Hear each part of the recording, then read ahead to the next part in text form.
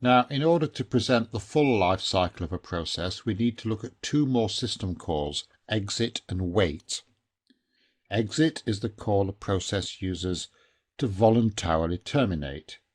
Its argument is the so-called exit status that will be passed back to the parent. It's just an integer, and the convention is that 0 means success and non-zero means some kind of failure. Now, the concept of failure depends on the program. For example, the classic command line tool grep returns an exit status of 1 if it doesn't find a match for the regex it's looking for, and an exit status of 2 if it can't open its input file. If you're into shell scripting, you probably know that it's a program's exit status that is at the heart of the if test in the shell, and that the exit status is available through the special variable $? Now, from a systems programming viewpoint, a program collects exit status from a child by calling wait. This call will block, that is, it will not return until one of the processor's children terminates. The call returns the process ID of the child that ended, and you can also collect the exit status by passing a pointer to an integer variable here. If you're not interested in this, just pass a null pointer as the argument. Let's take a look at this status value in a little bit more detail. In the case of normal program termination, the status value will contain 0 in its lower byte and the exit status in the upper byte. As I said, 0 means success, non-zero means failure. There are some macros to help you deal with this.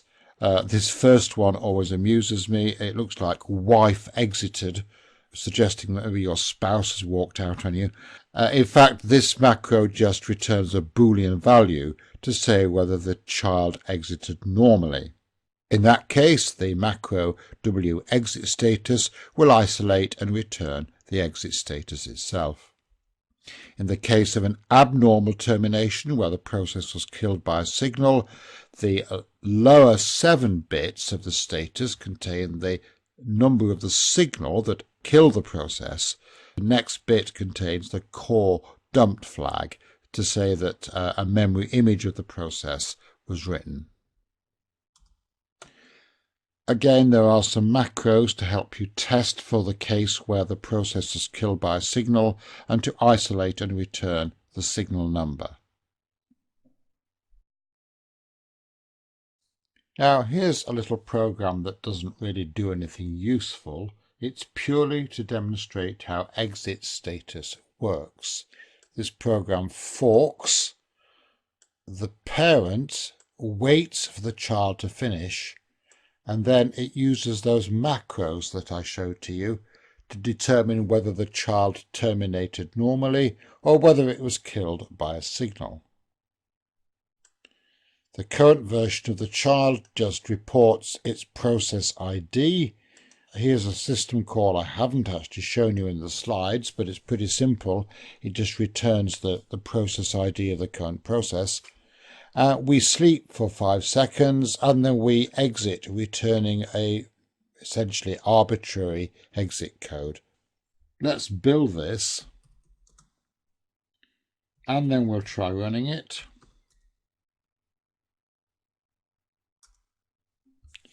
So the child's running, there's its process ID being reported, and after the 5 second sleep, the parent is reporting that the child ended normally with an exit status of 3, as we expect.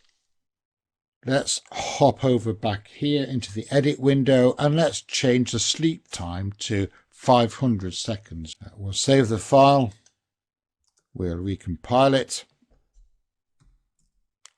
We'll run it again. Now, I'm not going to wait for 500 seconds here. We're going to look at a second terminal window. And then we're actually going to send a signal to the child process. The child has conveniently reported its process ID when it started up. So we'll just send a signal to that process. And then I want you to look over in the left-hand window and see what happens as I do this.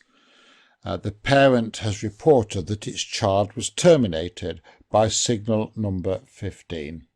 This is the default signal type that's sent by the kill command. We'll do this once more. We have a new process ID this time, of course, and then in the green window here we will send a kill signal, signal number 9, to the new process. And you'll see it duly reports that the child was terminated by a signal number 9.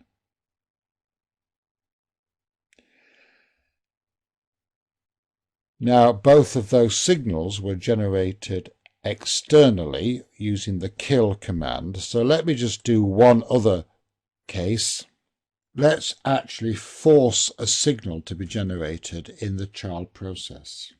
And, well, an easy way to do this is to try and write some data to an address that's outside of our address space, like the address 0, as we've shown here.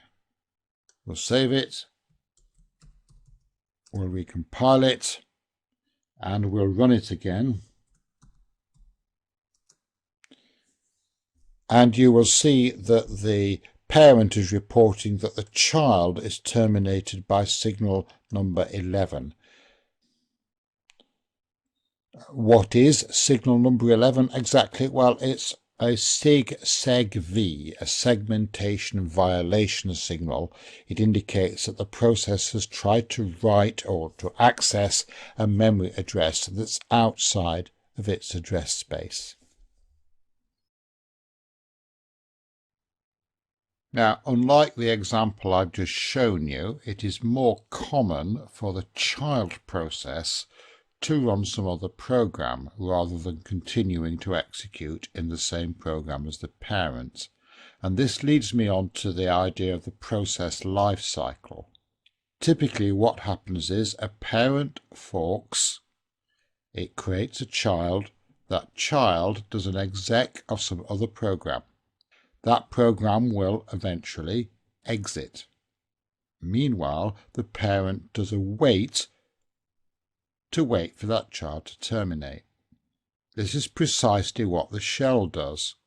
If I type in the command ls, say, the shell forks. It has the child execute ls, the parent waits for it to complete, and then it loops around and prompts me for the next command. Well, having got this far, how hard would it be to actually write a shell? Well, not very hard. Here's a very simple attempt. This is the start of the main command loop. This is probably the trickiest line of code in the whole thing. We print out a prompt, a greater than sign.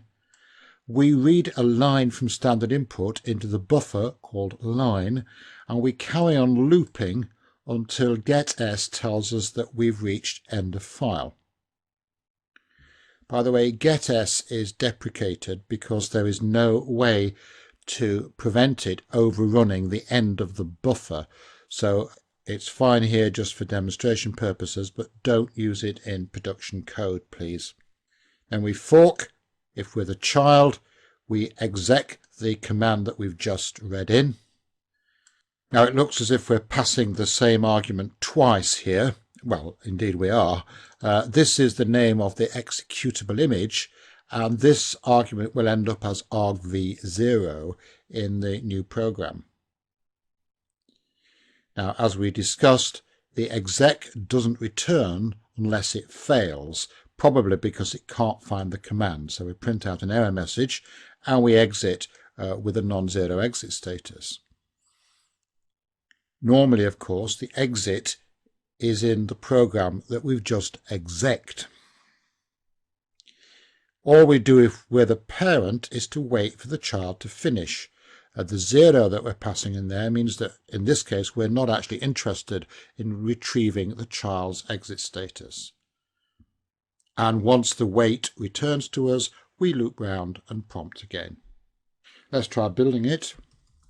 And as you can see, we do get a warning from the compiler about getS being deprecated. But it has compiled, so let's try running it. Here's the prompt. Let's try running a couple of commands. So the tiny shell has forked, the child has run date, and then the parent has looped round and prompted us again. Let's try a couple of other things. Do an ls, do a ps. You can see the tiny shell process running there, of course. But let's try something a bit more ambitious. Let's do an ls-l. Well, that doesn't work because the program is looking for an executable called literally ls space -l. There's no code in here to parse the command line out into separate arguments. What do you expect out of 10 lines of code? But it is a working shell. How do I get out? I need to give an end of file on the input stream, and that's Control-D. If I type a Control-D now, we're actually back at the prompt from our original proper shell. Now, I don't know about you, but for me there is an elegance and simplicity in this code that never fails to please.